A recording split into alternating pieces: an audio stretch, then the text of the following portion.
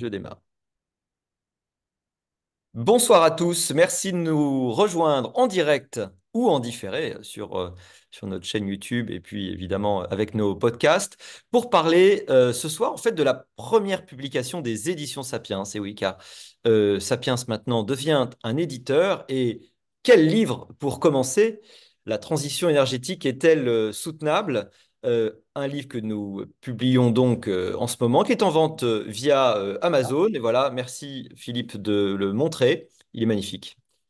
C'est le résultat d'un travail collectif de l'Observatoire Énergie-Climat. Donc, évidemment, Philippe Charlet qui est là, et je te présenterai tout à l'heure. On a aussi François Henniman qu'on a essayé d'avoir. Je ne désespère pas tout à fait, mais il va peut-être nous rejoindre. Pierre Coindreau et Vincent Ouar, qui sont d'ailleurs, je crois, connectés. Et je les salue et je les remercie.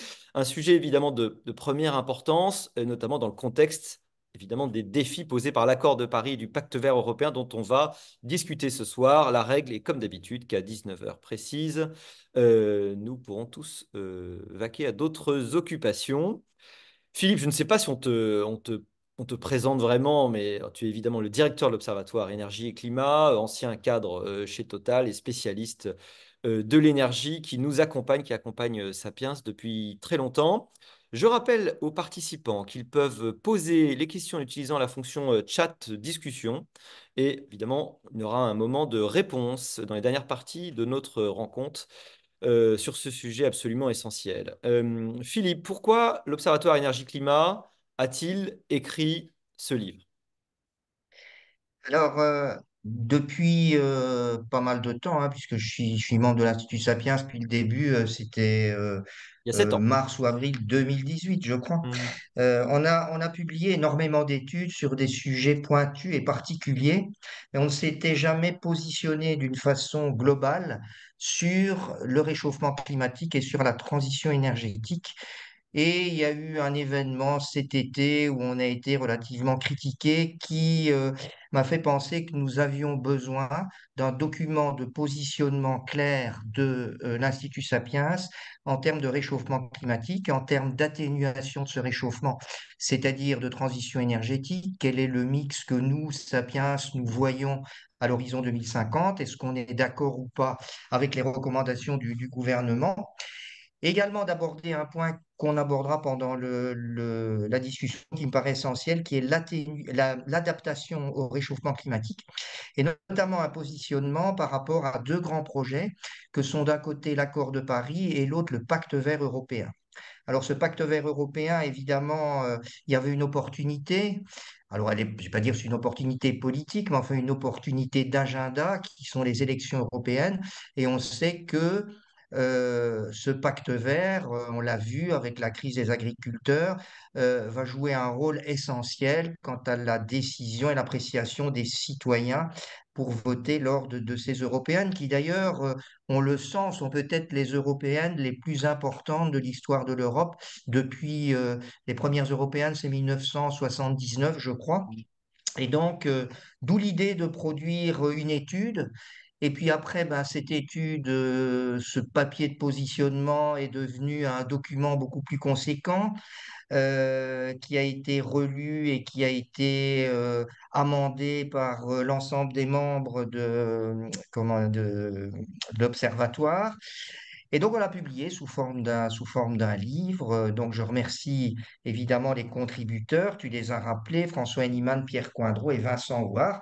Et puis, je vais quand même aussi remercier la confiance de l'Institut et de ses fondateurs, en l'occurrence, toi, Olivier, et Dominique Calmels, hein, qui ont quand même été moteurs pour la publication de ce livre, dont je crois l'Institut Sapiens peut être fier aujourd'hui. Voilà à peu près le contexte. Je dirais que c'est à la fois une décision un peu structurante par rapport à tout ce qui avait été fait aussi, et puis aussi une décision qui est un peu conjoncturelle par rapport à ces européennes où l'énergie et le climat vont jouer, je le pense, un rôle essentiel. Alors, c'est un sujet très sensible qui amène sur les réseaux sociaux très rapidement des réactions un peu épidermiques et un sujet aussi qui est complexe et qu'on essaye d'expliquer sans simplisme, mais évidemment avec le souci de didactisme, de pédagogie qui caractérise évidemment un think tank. La première question que je veux te poser, c'est quelle est clairement la position de l'Institut Sapiens vis-à-vis du réchauffement climatique, pour dire les choses clairement. Alors, on va être très clair et direct en disant d'abord que oui, bien entendu, il y a un réchauffement climatique. Alors, on s'en aperçoit aujourd'hui, je me suis mis dans une tenue pratiquement d'été. Je suis dans mon bureau, nous sommes au mois de mars et je n'ai pas dû mettre le chauffage dans mon bureau. Et pratiquement depuis début janvier, dans mon appartement à Paris, à peine la moitié des radiateurs, voire le tiers des radiateurs sont en marche. Alors, il y a une étude qui est sortie aujourd'hui de l'Institut Copernicus, hein, qui suit le climat mois par mois. Mm. Et on a encore battu un record de 3,3%. Février 2024 est le mois le plus chaud enregistré de toute l'histoire de la météo. Donc je crois qu'on 3,3% ou degrés? non, 3,3 degrés par contre, j'ai Degrés, dit hein, bien sûr. 3,3%, oui, excuse-moi. Et donc, ça veut dire que de ce côté-là, il n'y a absolument aucune ambiguïté. La deuxième chose, c'est qu'on est également tout à fait convaincu que ce réchauffement climatique est d'origine anthropique. On ne trouve pas aujourd'hui de raison réellement naturelle qui puisse justifier un réchauffement aussi rapide et aussi intense, puisqu'on a quand même pris pratiquement un peu plus d'un degré depuis les années 60, et donc on le voit sur les historiques récents et même les paléohistoriques, puisqu'aujourd'hui on peut remonter aux températures grâce aux carottes de glace. On voit qu'effectivement, pratiquement jamais on a enregistré un réchauffement aussi rapide et aussi intense. Et l'effet de serre, hein, bien connu depuis, c'est Arrhenius le premier au début du XXe siècle qui a mis en évidence ce phénomène physique sur lequel on ne va pas revenir. Mais ce phénomène physique qui d'ailleurs nous permet de vivre, puisque c'est bien parce qu'il y a un effet de serre que la température du globe est en moyenne de 16-17 degrés. S'il n'y avait pas d'effet de serre, la température du globe serait de moins 18 degrés, l'eau liquide n'existerait pas sur Terre et la vie n'y existerait pas non plus. Donc l'effet de serre est avant tout un bienfait, mais disons que l'excès d'effet de serre peut effectivement nous jouer des vilains tours. Donc il n'y a pas réellement de discussion quant à l'existence du réchauffement climatique et de son origine anthropique, mais en revanche, disons que le futur est très incertain aujourd'hui en ce sens que les calculs de température qui viennent essentiellement de nombreux modèles, hein, le GIEC environ, il y a plus de 100 modèles qui simulent les futures températures et disons que ces estimations sont extrêmement incertaines, dû notamment un phénomène que je ne vais pas détailler, mais qui est un phénomène rétroactif qui s'appelle les rétroactions climatiques. Pour faire simple, c'est que le réchauffement initial crée des phénomènes, la fonte des glaces par exemple, ou bien la densification des nuages, et ces phénomènes eux-mêmes sont source de réchauffement climatique. Mm. Et en fait, on va dire qu'aujourd'hui, le réchauffement direct justifie la moitié du réchauffement. Donc, pour faire simple, 0,5 degrés sur les 1 degré. Le reste, ce sont des rétroactions climatiques. Mais dans le futur, les rétroactions climatiques vont prendre de plus en plus d'importance et représenter jusqu'à 70% du réchauffement.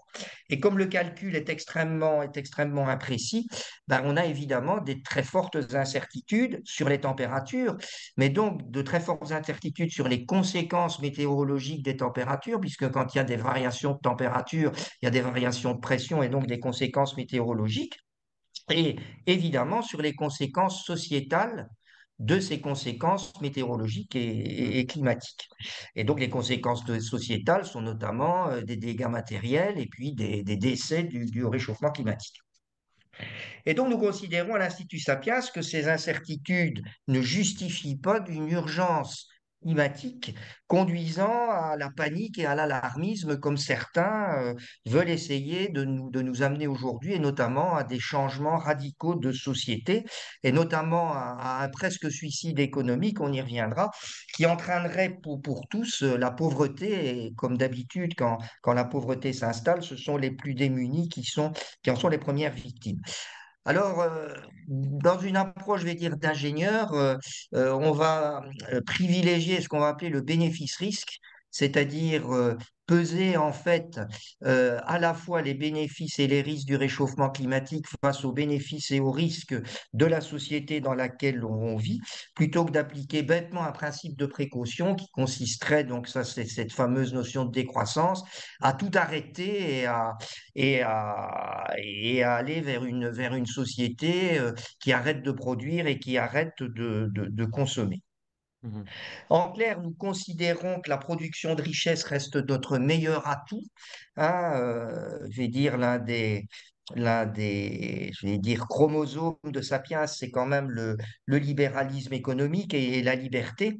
Et donc, nous considérons que la production de richesse reste notre meilleur atout pour atténuer le réchauffement climatique et nous adapter. D'autant que on est un peu face à une équation démographique et peu de gens en parlent, qui est presque impossible, hein. Le mot démographie est un peu en matière de réchauffement climatique un mot tabou. Mais il faut savoir qu'aujourd'hui, ce sont essentiellement les pays de l'OCDE qui font des efforts de décarbonation, alors que les pays émergents, eux, leur priorité, ça reste le développement économique et donc ils continuent à augmenter fortement les gaz à effet de serre. D'ailleurs, on le voit, le dernier rapport sorti cette semaine de l'Agence internationale de l'énergie a montré que les émissions avaient encore augmenté d'1,5% l'an dernier. Il faut savoir que la Chine construit toutes les semaines une nouvelle centrale à charbon. Et donc, même si la Chine est un leader mondial en termes de renouvelables, il construit encore plus de charbon que de renouvelables. D'ailleurs, le delta d'énergie chinoise de 2023, donc l'augmentation de l'énergie, est portée à 70% par les fossiles et à 30% par les renouvelables. Donc ça veut dire que nous allons encore battre en 2023 et probablement en 2024 les records de charbon, les records de pétrole et de gaz. Et donc, ça veut dire qu'on a beaucoup de mal à arriver à atténuer le réchauffement et à réduire les émissions, d'où on en parlera tout à l'heure, la très grande importance, à mon avis, de se protéger contre ce réchauffement qui est inexorable et qui s'appelle l'adaptation. Oui, ça ne veut pas dire qu'il ne faut pas que nous fassions des efforts, Autant, évidemment. C'est pas ce qu'on dit, mais il faut absolument. être conscient de malheureusement des trajectoires et peut-être en prendre acte. On en parlera tout à l'heure. Alors, nous, on souhaite à la fois conserver un niveau de vie, on pourrait dire un confort, une forme de bien-être auquel on est aujourd'hui habitué, réduire nos gaz évidemment à des émissions de gaz à effet de serre, et puis réindustrialiser. Il y a aujourd'hui, en tout cas on le perçoit, une forme de contradiction dans ces objectifs. Comment rendre ces objectifs contradictoires compatibles? Est-ce que c'est possible? Dans quelle mesure? Quel est le mix énergétique, hein, dans lequel on peut se projeter d'ici 2050? Alors donc, Parce que comme tu l'as l'énergie est une bonne partie, dit, évidemment, oui, comme tu l'as des dit, on émissions. cherche un peu la quadrature du cercle, hein. Donc, c'est-à-dire, on veut à la fois réduire ses émissions, ce qui veut dire aussi réduire sa consommation, puisque si on réduit sa consommation d'énergie, mécaniquement, on réduit les émissions. On cherche à conserver notre niveau de vie, sachant que les pays émergents, eux, veulent accroître leur niveau de vie. Donc, c'est même pas eux le conserver, mais largement, largement l'accroître. Et puis, nous cherchons aussi à nous réindustrialiser. Or, se réindustrialiser ne peut pas se faire sans énergie. Ou alors, il faudra m'expliquer comment on fait de l'acier, du ciment, des panneaux photovoltaïques ou on fabrique des éoliennes, des voitures électriques sans énergie. Ça n'est évidemment pas possible. Et donc, la première question qu'il faut se poser, c'est quel est à l'horizon, on va se passer à l'horizon 2050, puisque c'est un petit peu, on va dire, l'objectif clé des accords de Paris. Et donc, la première question à se poser, c'est qu'est-ce qu'on pourrait envisager comme consommation d'énergie finale à l'horizon 2050 qui nous permette à la fois de conserver notre niveau de vie, donc c'est-à-dire une croissance économique minimum. Ah, on ne parle pas de 5-6% de croissance, mais on va se dire essayer de conserver une croissance de l'ordre de 1% par an pour conserver notre niveau de vie.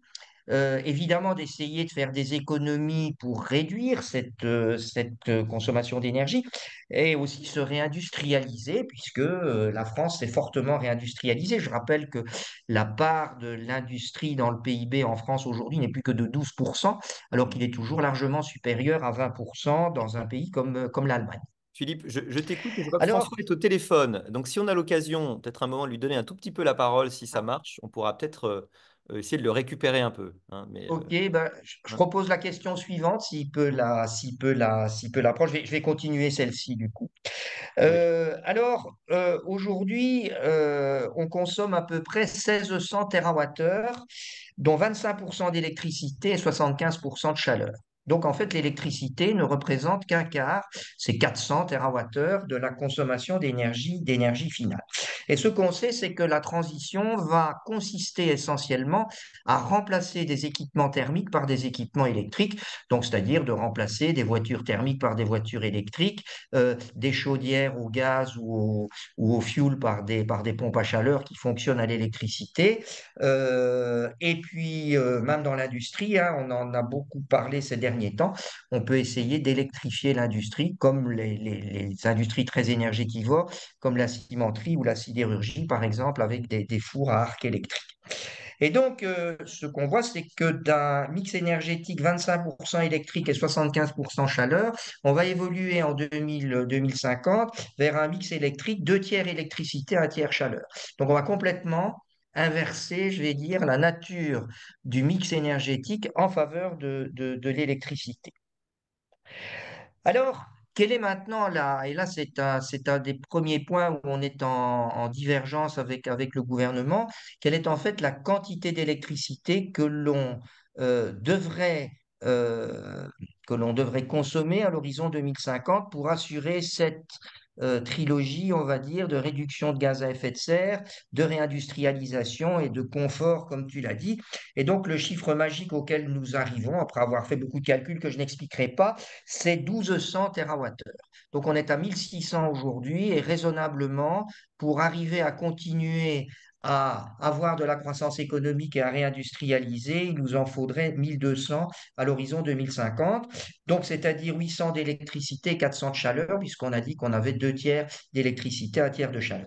Et donc là, on n'est pas en accord avec le gouvernement, puisque le gouvernement aujourd'hui parle de 900 à 930 TWh. Donc on a effectivement un Est-ce déficit que vous et m'entendez? nos Est-ce que vous estimations montrent m'entendez? qu'avec les 900-930 TWh, on ne Vous peut pas faire m'entendez? cette croissance et cette réindustrialisation.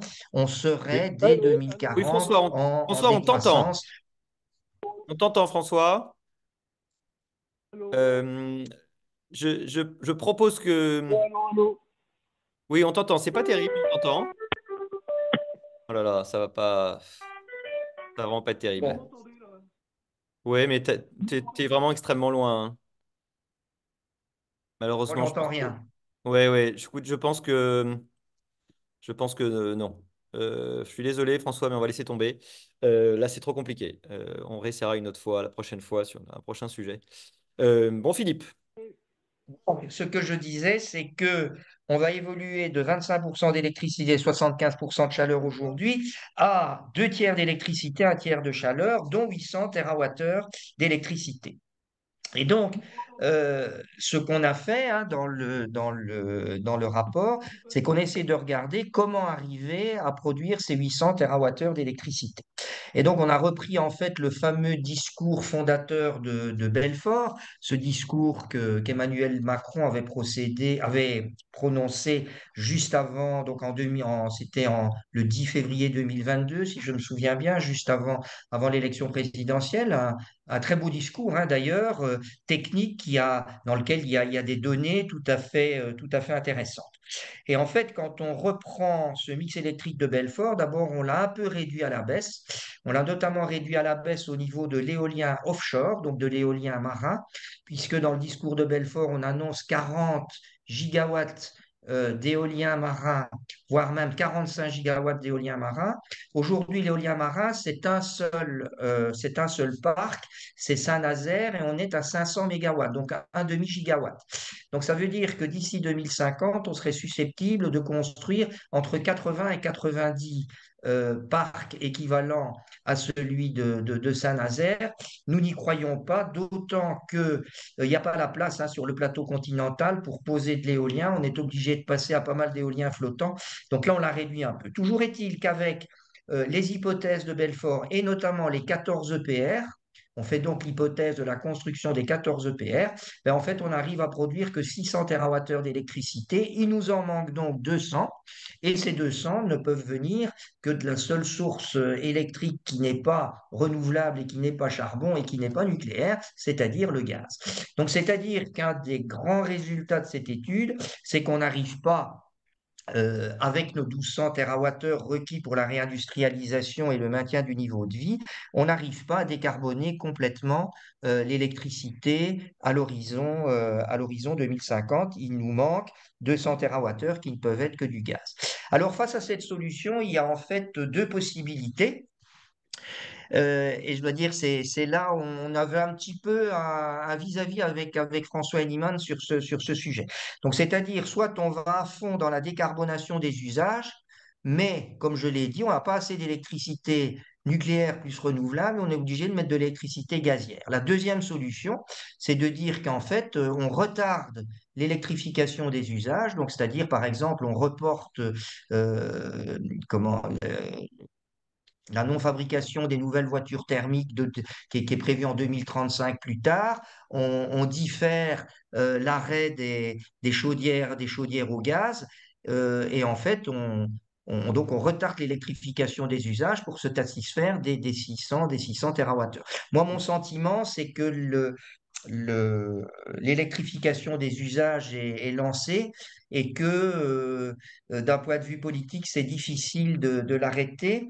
Bien que je me réfère, si tu te souviens bien, à l'intervention euh, du président de Renault à Neuilly, Mhm. où il a beaucoup parlé de son plan B, c'est-à-dire quand on lui a posé la question, mais est-ce que vous êtes sûr de pouvoir, enfin, est-ce que vous êtes sûr que cette électrification des usages à partir de 2035 sera réellement effective, etc. Il nous a clairement répondu que non et qu'il avait un plan B et qu'il maintenait ces deux chaînes de fabrication thermique et électrique en parallèle au cas où ce serait différé. Donc les deux sont possibles et c'est difficile aujourd'hui de répondre à la question. Alors, il reste, en dehors de l'électricité donc, que j'ai expliqué, donc, c'est-à-dire que il reste du gaz et ça veut dire que dans nos recommandations finales, ben, il va falloir continuer à sécuriser notre approvisionnement gazier. On ne pourra pas s'en priver. Plus personne n'en parle aujourd'hui. Par contre, on arrive bien à décarboner la partie chaleur, hein. Je vous rappelle que sur les 1200, on a 800 d'électricité, il nous en reste 400 de chaleur, hein, un tiers de chaleur, notamment à l'aide de biomasse et de réseaux de chaleur et de cogénération. On arrive à peu près à décarboner les 400 TWh de chaleur résiduelle. C'est challenging, mais c'est possible. En revanche, oui, j'ai oublié de dire que si on voulait complètement décarboner les 800 TWh d'électricité, ce n'est pas 14 EPR qu'il faudrait, c'est 32 EPR. Donc, c'est-à-dire passer à partir de 2037 d'un EPR par an à 2,2 EPR par an. Et ça, personnellement, on a beaucoup de mal à y croire. Et au rythme de construction actuel des EPR, on ne décarbonerait pas l'électricité, euh, donc les 800 TWh d'électricité, avant 2065 et non pas 2050. Donc 2065, c'est la différence entre les 14 EPR et les 32 nécessaires. Voilà. Sur les EPR, justement, oui, j'avais envie de te poser la question. Les grands retards auxquels on assiste montrent que la capacité de la même façon qu'on vient de parler de l'éolien offshore, qui visiblement est difficile, arriver à avoir ce type de production dans les délais, est-ce qu'aujourd'hui c'est quelque chose qui me paraît euh, totalement crédible? On va essayer d'y croire. Alors, il y a un certain nombre de messages qui d'ailleurs sont très récents, puisqu'il y avait c'était le grand titre des Échos. J'ai lu ça dans le train en allant à Lyon, donc ça doit être mardi, qui expliquait qu'on est déjà à un dépassement de 30% du prix des 6 premiers EPR. On était à 51 milliards d'euros, on est passé à 64 milliards d'euros, et EDF annonce que ça n'est probablement pas la dernière augmentation. Donc Hmm. ça va pas vraiment dans le bon sens. Alors, il faut reconnaître aussi qu'on avait imposé à EDF un coût qui n'était pas le leur. Et ils reviennent, en fait, c'est un retour vers un peu la réalité. C'est-à-dire que pour faire passer les 6 EPR, le gouvernement avait demandé finalement une estimation un peu au rabais dont on savait qu'elle ne tiendrait pas. Alors, les 14 EPR, bon, ben, il faut en construire. C'est à partir de 2037, hein, il faut en sortir un par an.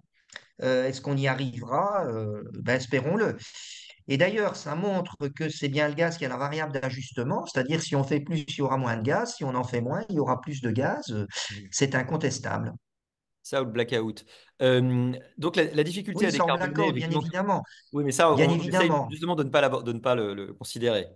Euh, Vu que tous les problèmes que ça pose. La difficulté, évidemment, à décarboner que tu viens de montrer, montre que, donc atténuer nos émissions, montre que l'autre priorité, je ne sais pas si quand il y a deux priorités, il n'y en a pas une de trop, mais c'est l'adaptation. L'atténuation, donc on vient d'en parler. La vraie question maintenant, c'est quelles sont les mesures peut-être les plus urgentes et les plus efficaces en termes de coût-bénéfice en matière d'adaptation. Qu'est-ce qu'on peut faire?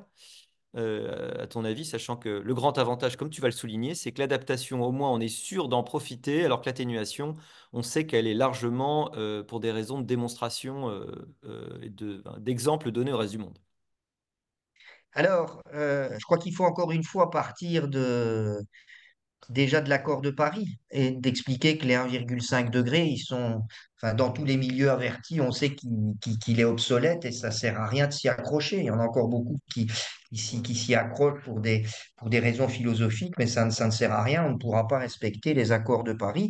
Et on sait qu'aujourd'hui, quand on extrapole notamment les émissions des pays émergents, qui vont continuer à augmenter parce qu'ils vont continuer à augmenter leur consommation d'énergie pour essayer de mieux se développer, hein. Ils sont seulement aujourd'hui à une quinzaine de mégawattheures et ils ont le seuil du bon niveau de développement, c'est 30. Donc ça veut dire qu'ils n'y arriveront pas 30. Mais même en augmentant jusque 20-25 mégawattheures par habitant, comme finalement les fossiles sont les énergies qui sont toujours les moins chères, on n'arrivera pas à décarboner. Et aujourd'hui, quand on fait des extrapolations raisonnables, on n'est pas sur une trajectoire à 1,5 degré, mais on est sur une trajectoire à 2,7 degrés. Et donc, ça veut dire que, alors là, je vois une question. On pourra peut-être la prendre après. On termine sur On ce va prendre point après. de l'adaptation. C'est un Donc, point ce que je important. disais, c'est que on est sur une trajectoire à 2,7 degrés, on pourra difficilement y échapper. Et donc, ça veut dire qu'il faut étudier comment se défendre face à ces 2,7 degrés. Et je crois que c'est vraiment quelque chose qu'il faut mettre sur la table, ce qu'on appelle donc face à l'atténuation, qui est donc l'atténuation, c'est la transition énergétique, c'est baisser les émissions de gaz à effet de serre pour atténuer le réchauffement climatique. Ben, l'adaptation, c'est au contraire, ben, il est là, il est effectif, comment se défendre face à lui, c'est ce qu'on appelle l'adaptation. Bah, tu dis Donc, au ce je crois, c'est contraire, que je la crois qu'il n'y a pas de réduction contradiction, hein. Tu dis au non, il n'y a contraire, pas il n'y de a pas de contradiction. contradiction. Enfin, oui et non. Il y a une contradiction financière. C'est-à-dire que ce qu'on va investir dans Oui, il y a un l'atténuation, on coût n'investira pas d'opportunité. dans Oui. l'adaptation. Et ce Hmm. qu'on investit dans l'adaptation, on n'investira pas dans l'atténuation. Donc, D'accord. il faut trouver un juste milieu entre les deux. On ne pourra pas faire les deux parfaitement. Ça coûterait beaucoup trop cher. Donc, ce que je dis, c'est que la réduction, de toute façon, n'ira jamais assez vite et il faudra s'adapter. Aujourd'hui, on dépense à peu près 95% dans l'atténuation et 5% dans l'adaptation. Et donc, par rapport à ta question, ça veut dire qu'il va falloir rééquilibrer tout ça de façon un peu plus raisonnable. Alors, d'abord, on va quand même partir je vais dire, de quelque chose de positif, c'est qu'on se défend de mieux en mieux contre les aléas climatiques. Alors, on peut faire un peu d'histoire, hein. Je ne sais pas si tout le monde sait que dans les années 1867-1878, il y a eu une vague de chaleur absolument horrible qui avait quand même fait 40 millions de morts à l'époque. Aujourd'hui, on se défend de mieux en mieux. L'ONU a sorti une très belle étude en 2022 qui fait l'étude à la fois des dégâts matériels et des victimes climatiques depuis entre 1970 et 2020. Et on observe en fait que bon, les dégâts matériels sont un peu plus élevés, mais en pourcentage de PIB, ils sont beaucoup plus faibles. Et de toute façon, ça représente moins c'est entre 0,1 et 0,5% du PIB mondial, le coût des dégâts climatiques aujourd'hui. Et en matière de victimes climatiques, ben, il y a moins de victimes aujourd'hui qu'il n'y en avait en 2000, en 2050, en 2000, en 1970, tout simplement parce on se défend mieux. Alors, il faut bien différencier que les dégâts matériels proviennent surtout donc de météo extrêmes, essentiellement inondations, tempêtes, inondations, cyclones, etc., provoquent finalement assez peu de victimes mais beaucoup de dégâts matériels, alors qu'au contraire, les vagues de chaleur ne provoquent pas de dégâts matériels, mais par contre provoquent beaucoup de victimes, donc ça veut dire qu'il faut les traiter différemment. Hmm. Euh, donc, quels sont les grands chantiers, à mon avis, concernant? Alors, il y en a beaucoup, mais disons, j'en ai retenu un certain nombre. Le premier, c'est l'agriculture. On a beaucoup parlé ces derniers temps. Et donc, l'agriculture va devoir s'adapter au réchauffement climatique. C'est-à-dire qu'en fait, ben, les cultures du sud, pour faire simple, vont remonter vers le nord. J'avais d'ailleurs, lors d'un café Sapiens, entendu cette phrase qui m'avait beaucoup plu, où l'intervenant avait dit, ben, il va falloir s'habituer que maintenant, les pois chiches poussent à Pau et les courgettes à Orléans. Et donc, ça veut dire que, certes, l'agriculture va devoir se réadapter au réchauffement climatique, mais également le consommateur. C'est-à-dire que bah, probablement la culture du maïs très demandeuse en eau dans le sud-ouest, probablement ça va diminuer et peut-être que bah, nous devrons aussi changer nos habitudes et manger moins de foie gras, bien que j'adore ça comme toi. Donc ça, c'est une première chose, c'est que l'agriculture doit adapter à la fois producteurs et consommateurs. Et les deux sont importants, hein, puisque le consommateur crée la demande. Il n'y a pas seulement le producteur qui crée la demande, donc il faut que la demande soit en accord avec l'offre. Et pour ça, il faut absolument bien expliquer que nos habitudes alimentaires devront probablement évoluer. Ce qui n'est pas simple, hein, changer ses habitudes alimentaires n'est jamais simple. Il y aura certainement des résistances de ce côté-là. Alors également en matière d'agriculture, il faut profiter quand même des technologies. Alors notamment hein, ces technologies qui s'appellent les NGT, donc qui permettent de. Alors c'est très différent des OGM, hein, ce ne sont pas des organismes qui sont génétiquement modifiés, mais disons que les espèces en fait sont créées et notamment elles demandent moins d'eau, puisque C'est la l'un des sélection variétale, problèmes hein, du on appelle ça réchauffement. en français, voilà. Nouvelle technique de Comment? sélection variétale, si je me trompe Voilà, pas. c'est ça. Et donc, ça signifie que autant utiliser ces espèces. Le deuxième gros problème, c'est la gestion de l'eau. Alors, j'insiste bien sur la gestion de l'eau et non pas la raréfaction de l'eau.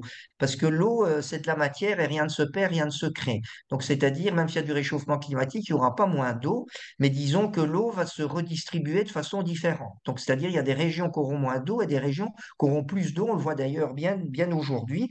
Et donc, ça veut dire ben, qu'il faudra redistribuer correctement l'eau.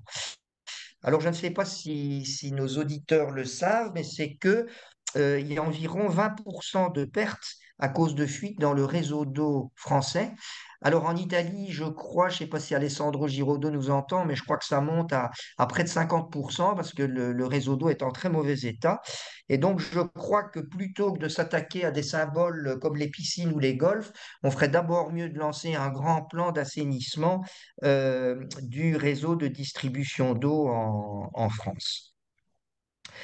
Mm. Le dernier point sur lequel je veux insister, alors il est fondamental hein, et compliqué, beaucoup en parlent, ce n'est d'ailleurs pas vraiment ma spécialité, c'est l'artificialisation des sols.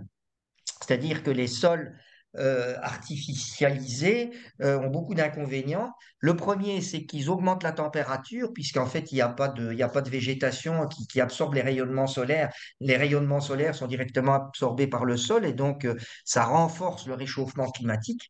Et deuxièmement, l'artificialisation des sols, c'est aussi de la rétention d'eau et donc ça crée effectivement, on ne remplit pas les nappes phréatiques et de l'autre, ça crée des inondations. Donc, c'est-à-dire la désartificialisation des sols et construire enfin, pour faire simple, c'est beaucoup moins bétonné, doit devenir une norme dans la vie. Je terminerai sur ce sujet en disant que s'adapter, c'est comme atténuer. Si on ne produit pas de richesse, on ne s'adaptera pas. Cette étude de l'ONU pointe d'ailleurs que 92% des victimes climatiques depuis 1970 se trouvent dans les pays émergents et 8% dans les pays de l'OCDE. Donc, ce qui prouve bien que ben, s'adapter, ça veut dire construire des digues, ça veut dire avoir des canadaires, ça veut dire avoir des hélicoptères bombardiers d'eau. Je veux dire, pour faire ça, il faut créer de la richesse. Et d'ailleurs, un très bel exemple, ce sont les incendies périméditerranéens de cet été. J'avais retenu qu'il avait fait 40 victimes, donc c'est pareil, hein, sauf exception, les incendies ne font pas beaucoup de victimes, contrairement aux vagues de chaleur, comme je l'ai dit. Mais donc sur ces incendies périméditerranéens, 40 victimes, dont 36 en Algérie, où il y avait absolument pas de moyens de défense. Donc ça montre que si on veut des moyens de défense, il faut à préalable, c'est créer de la richesse. Voilà, je m'arrêterai là sur l'adaptation. Hmm. Bien sûr, et comme tu l'as souligné, il y a plein d'autres problèmes d'ailleurs et solutions. Peut-être signaler que par exemple, il y a un impact du réchauffement sur la biodiversité, évidemment, et Oui, bien sur sûr. les différentes espèces. Donc il y a évidemment plein de problèmes qui naissent. Les élections européennes approchent à l'heure où on parle, et le pacte vert européen a été très fortement critiqué au moment des manifestations violentes d'agriculteurs. Comment nous devons nous positionner face au pacte vert? Et je sais que tu n'as pas la langue dans ta poche. Oui, alors on a rebaptisé le pacte vert le pacte des quatre I. Alors je vais d'abord les lister. Donc les quatre I, c'est irréaliste, injuste, insoutenable et insignifiant. Alors Alors, c'est allons-y. insignifiant ou inutile, on a discuté, mais j'en préfère mettre insignifiant. Alors le premier, c'est réaliste. Pourquoi? Ben, tout simplement parce que, donc, je vous rappelle que le pacte vert demande de baisser les émissions de gaz à effet de serre de l'Union européenne de 55% à l'horizon 2030 par rapport à ce qu'elles étaient en 1990. Depuis le début, donc depuis 1990, on les a réduits d'environ 30%, c'est-à-dire de l'ordre de 1,5% par an. Et si on continue les 1,5% par an, on arrive à 40% en 2030. Donc ces 40% sont assez raisonnables et assez réalistes. Au contraire, les 55% nous demandent au cours des 5 prochaines années de passer d'un rythme de 1,5% à 5%. Et 5%, c'est à peu près le rythme du premier confinement. Donc ça signifie qu'on nous demande aujourd'hui presque de réduire nos émissions comme on l'a fait durant le premier confinement. Donc c'est-à-dire que pour faire ça, ben, il n'y a pas le choix, il faudra arrêter des usines et arrêter de la production. Alors on veut réindustrialiser en même temps, donc il faut qu'on m'explique comment on fait. Donc c'est-à-dire que c'est une des recommandations de Sapiens, c'est de refuser, ou disons de, de critiquer les 55% et de revenir à un 40% qui nous paraît beaucoup plus raisonnable. Le deuxième, c'est qu'il est injuste, c'est-à-dire que quand on applique ces valeurs aux différents pays, on applique en fait à des valeurs initiales qui étaient très différentes. En 1990, l'allemand émettait 2 fois et demi plus que le français, qui était déjà très décarboné grâce à son nucléaire. Et donc, quand on applique en fait mécaniquement les valeurs aux émissions de 1990, on demande en fait à ceux qui émettaient moins d'émettre encore moins. Donc, ce qui signifie qu'on demande encore plus On d'efforts, puisqu'en désavantage fait, les bons élèves. d'abord, on pénalise les bons élèves, et deuxièmement, on demande à ceux qui sont déjà très décarbonés de décarboner encore plus. Or, tout le monde imagine que c'est bien les derniers les dernières tonnes de CO2 qui sont les plus difficiles à décarboner. Donc, quand on fait un calcul mécanique, on demande en fait aux Français qui émettent aujourd'hui en émissions territoriales, puisque les 55% s'appliquent aux émissions territoriales et pas à l'empreinte carbone, donc c'est-à-dire les émissions territoriales plus les émissions d'importation. Ça signifie en fait que le français devra émettre environ 3,5 tonnes de CO2 en 2030 contre 6 aujourd'hui, alors que l'allemand pourra toujours en émettre 7. En comparaison, le Burkina Faso émet entre 2 et 2,5 tonnes de CO2 par an. Donc, c'est-à-dire qu'on demande aux Français un effort absolument surhumain. Et donc, il se traduit dans le troisième I qui est insoutenable, hein. Le rapport Pisani-Ferry estime que le surcoût par rapport à ce qu'on investit déjà aujourd'hui de ce pacte vert est de l'ordre de 66 milliards d'euros par an, c'est-à-dire de l'ordre de 2,5% de PIB supplémentaire à investir, et que ça ne pourra se faire qu'avec une augmentation de la dette qu'il estime à 25%. Et puis nous sommes déjà un pays légèrement endetté, on va dire, et par la mise en place d'une ISF climatique qu'il estime à 10%, alors 10% sur 10 ans, mais en une seule fois, sur les patrimoines de plus de 400 000 euros. Donc c'est énorme comme impôt. Et d'autant que tout ça ne bénéficiera que très peu à la France, puisque la majorité des équipements devront être importés. Impossible de mettre en œuvre suffisamment d'entreprises pour fabriquer des véhicules électriques, des pompes à chaleur, des éoliennes ou des panneaux solaires. Tout ça va être importé à 70-80% du sud-est asiatique. Donc, quelque part, c'est tout à fait insoutenable pour les ménages français et pour l'État français. Et enfin, le moins insignifiant, voire inutile, c'est que, d'ailleurs, il y a une question qui disait, elle est arrivée, que la France, effectivement, n'émettait que 0,8% des émissions mondiales. Et donc, quand vous réduisez de 55%, 0,8%, ben, ça a un impact sur le climat qui est tout à fait insignifiant. Comme je vous l'ai dit tout à l'heure, ce sont les pays émergents qui vont augmenter de façon drastique leurs émissions. Et donc, on aura beau nous faire des efforts surhumains, ça ne changera pas grand-chose. Donc, globalement, revenir à 40% pour quand même montrer l'exemple, mais ne pas faire les 55%, c'est quand même éviter de se suicider sur l'autel de la vertu. Hmm. Voilà. Ce qui ne veut pas dire qu'il ne faut pas évidemment faire des efforts, mais je crois qu'il faut encore une fois avoir la vision des vrais enjeux et puis malheureusement Voilà. des Non, mais arbitrages qu'il faut faire. je maintiens. On est à 30% de réduction aujourd'hui. Augmenter encore enfin, réduire de 10% à l'horizon 2030 me paraît raisonnable et montre tout à fait l'exemple. Mhm. Alors, avant de prendre les quelques questions, est-ce qu'on peut résumer les propositions qu'on peut faire, qui ont un peu été évoquées hein, au cours de ton propos? Qu'est-ce qu'on doit faire? Quelles sont les recommandations raisonnables? Alors, on a en fait, donc une des premières propositions qu'on fait, c'est donc, je viens de le dire, hein, c'est de passer de 55% à Mhm. 40% et peut-être de revoir aussi la façon dont sont évaluées les réductions pour que ce pacte vert soit équitable entre les différents pays. Mais en dehors de ça, donc, en toute logique, je vous ai dit que on n'arrivait pas à décarboner et qu'il y avait un reliquat de 200 TWh de gaz. Donc, ça veut dire que le gaz va, de façon certaine, intervenir comme énergie disons, une énergie de transition.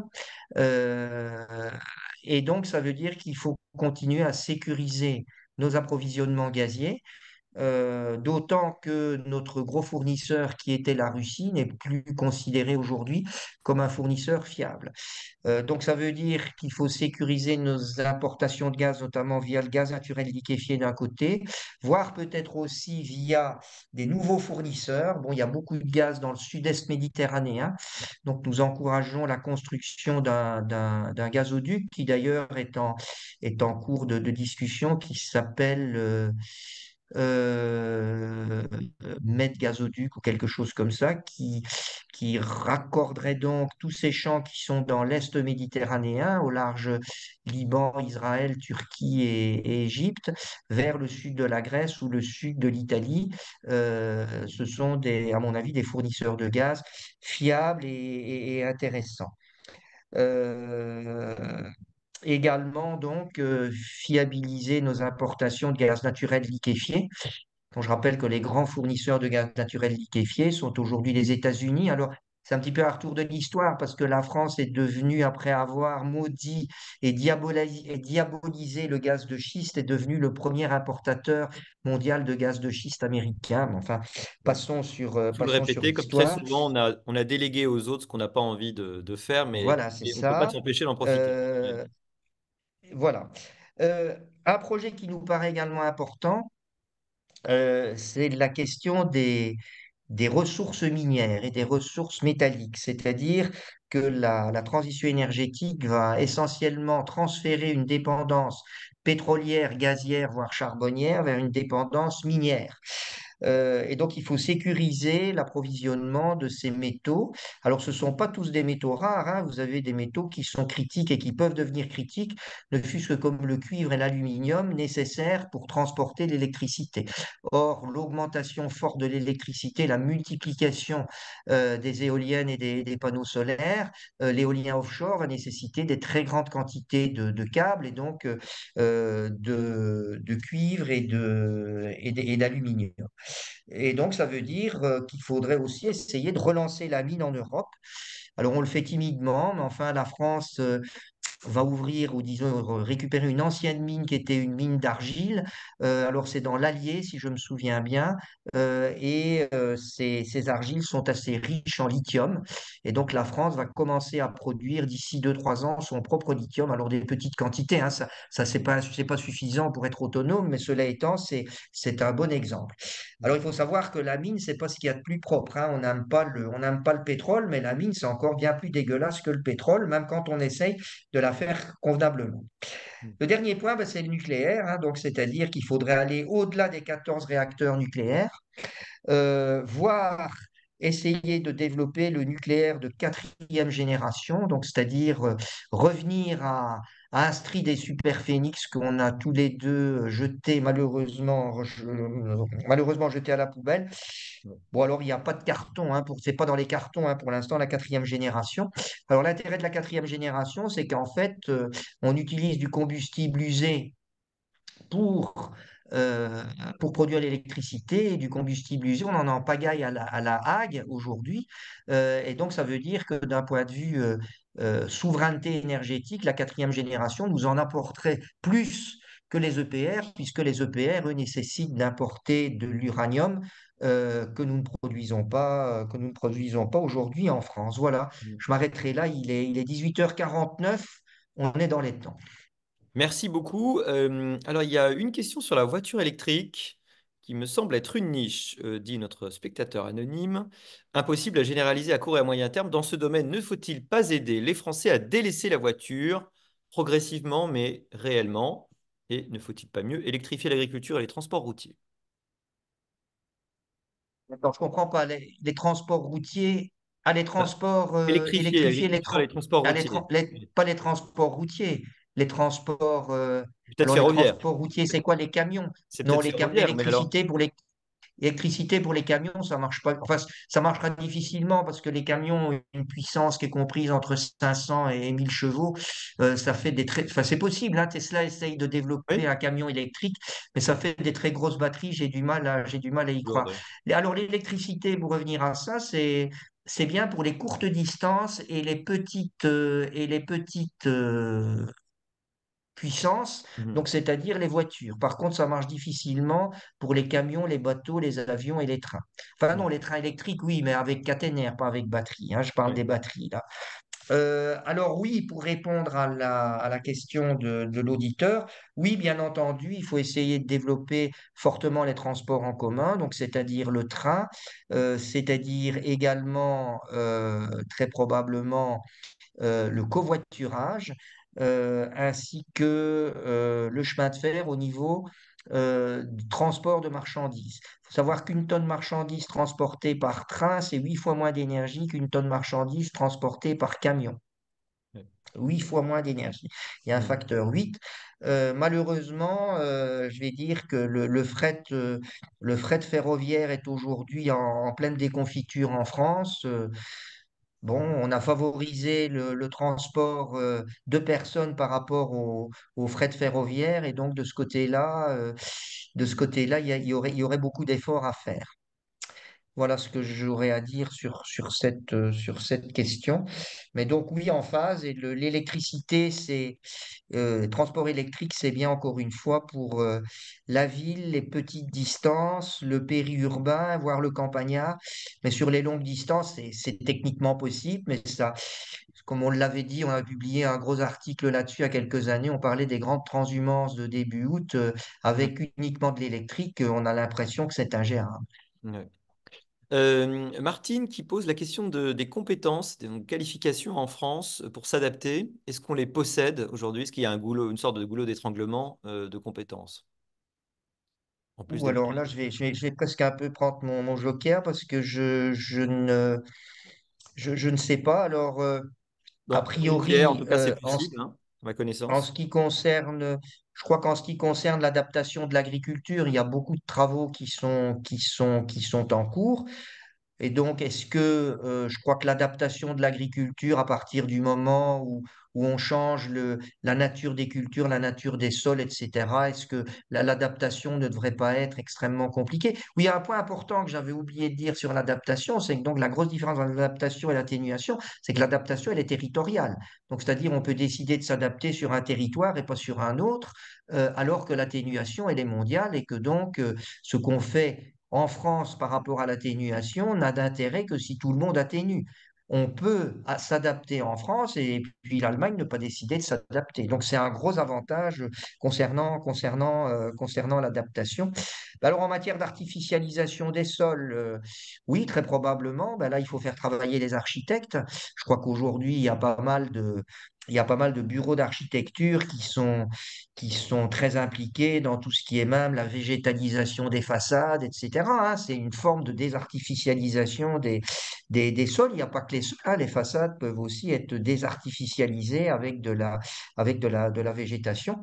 Hmm. Pour la gestion de l'eau, je vous l'ai dit, il faudrait un grand plan d'assainissement Des du réseaux. réseau de distribution d'eau. Mais c'est un travail titanesque, hein, ça, bien évidemment. Hmm. C'était Alain Alain Langlois qui te signalait tout à l'heure que tu raisonnais pour un pays ben, comme si on était fermé, qu'on n'aurait pas accès au marché européen d'électricité, aux marchés mondiaux pour le reste. Est-ce que c'est Non, vrai? non, non. J'ai Alors pas l'impression, tu raisonnes en circuit. c'est vrai que le rapport s'est essentiellement intéressé au mix français. Bah non, je crois que j'ai dit justement que quand on regarde les émissions mondiales et notamment l'évolution de la démographie dans les pays émergents, il y a, on voit que la France ne peut surtout pas fonctionner comme un pays fermé. Je lui signale aussi il y a tout un paragraphe dont on n'a pas parlé sur les réseaux électriques en Europe. Alors, on n'en a pas parlé ici parce que c'est quand même assez complexe. Donc, j'invite, comment s'appelle l'auditeur? Il s'appelle Alain Langlois, je ne m'abuse. Alain, Ouais. donc de lire ce long paragraphe où notamment on reconnaît que ça va dans le bon sens. On explique un peu l'historique de la distribution d'électricité et surtout de la libéralisation de l'électricité en Europe qui aujourd'hui n'a pas donné que des mauvais résultats. Mais il est apparu effectivement insoutenable à partir du moment où le prix du gaz a explosé. Et Mhm. donc, on pense que l'évolution, notamment vers les contrats pour différence, ainsi que les possibles contrats long terme, sont des solutions qui vont plutôt dans le bon sens. Quant au pacte vert, encore une fois, je ne regarde pas que la France, je regarde aussi les autres pays, hein. Le pacte vert, c'est bien 55% qui s'applique à toutes les émissions européennes. Mais disons qu'il y a quand même des similitudes. Alors, tous les pays européens n'ont évidemment pas le même mix, mais il y a quand même des similitudes entre pays européens. Et on va dire que les efforts que je disais pour la France, hein, de 66 milliards d'euros, on les retrouve dans pas Mhm. mal de pays européens. Et donc, le pacte vert, il n'est pas qu'insoutenable pour la France, il est insoutenable pour l'Europe au sens large, une Europe qui est de façon générale aussi très endettée. Alors, les endettements ne sont pas pareils, mais tous les pays européens sont très endettés. Je ne sais pas quelle est la moyenne de l'endettement européen, mais c'est aux environs de 100% du PIB, je crois. Justement, il y avait une question à propos du pacte vert en Allemagne pour les moins 55% en 2030, sachant que eux, effectivement, ont quand même un déficit qui est moins élevé, mais on connaît les problèmes de leur transition et le problème toujours du nucléaire. Donc, est-ce que c'est réaliste, là encore, cet objectif? Question de Vincent. Ben, l'Allemagne, elle est en pleine déconfiture énergétique, on va dire, hein. Donc, Mm. c'est-à-dire que ils Industriel. commencent à faire marche arrière. Mm. Alors, qu'est-ce que les Allemands avaient fait? Ils voulaient sortir du nucléaire et du charbon pour finalement aller vers essentiellement du renouvelable. Bon, ils se Mhm. sont aperçus que le renouvelable, ça ne marchait pas et que donc le gaz devenait le meilleur ami des renouvelables. Et le gaz le moins cher et le plus facilement accessible était le gaz russe. Et donc, ils avaient tout misé là-dessus. D'où d'ailleurs la construction des deux pipes de Nord Stream qui Mm. sont aujourd'hui inopérants. Donc, tout ça est un fiasco complet. Donc, quand je dis que la France est un des premiers importateurs de gaz naturel liquéfié, elle ne consomme pas tout son gaz naturel liquéfié. Elle en envoie pas mal en Allemagne. Donc, l'Allemagne a manifestement fait les mauvais choix. Est-ce que l'Allemagne va revenir au nucléaire? Certains le disent. Il faut rééduquer la population allemande parce que la population allemande est très anti-nucléaire. C'est un peu actuellement je vais dire, le brouillard sur l'énergie 22 allemand. Mm. D'autant, je ne l'ai pas précisé ici, mais que tout ce qui concerne les renouvelables est en pleine pagaille à l'heure actuelle. Il y a énormément de faillites en Europe dans tout ce qui est équipement vert. Ça va des éoliennes aux panneaux solaires en passant. L'augmentation des taux d'intérêt a complètement laminé un tas de petits fournisseurs d'équipements verts parce que la rentabilité était assez faible. Elle était de 7% avec à 0% de taux d'intérêt. Quand les taux d'intérêt sont passés à 4%, ça lamine complètement, les banques ne prêtent plus. Et donc aujourd'hui, je dirais que tout le renouvelable européen est sous perfusion publique. Mhm. Je voyais Pour une terminer, question de oui. Martine pour lui répondre, puisqu'elle dit qu'est-ce que ça va avoir comme Mm. implication sur les... Alors là, je vous conseille de lire le rapport IC4E. Donc en fait, on estime que le pacte vert, son coût, c'est environ 110 000 euros sur 10 ans par ménage français. Et 110 000 euros, ça fait environ deux salaires et demi du neuvième décile. Donc, c'est encore une fois tout à fait insoutenable. Et les subventions d'État ne, ne couvriront qu'une petite moitié de tout ça. Donc, ça coûtera très cher aux Français. Et d'ailleurs, le rapport Pisani-Ferry le dit clairement, c'est que ce pacte vert, ben, essentiellement, il va fortement impacter les générations actuelles et n'aura un effet bénéfique que sur les générations futures. Donc, encore une fois, est-ce que les générations actuelles doivent se suicider au nom de leur passé sur l'autel de la vertu pour les générations futures? Alors là, ça devient un débat plus politique qui me dépasse complètement. Mm. Il est 19 heures. Il y avait dans le chat une remarque de François, longue et documentée et intéressante, que je vous suggère de lire, parce que je pense que tout le monde y a accès.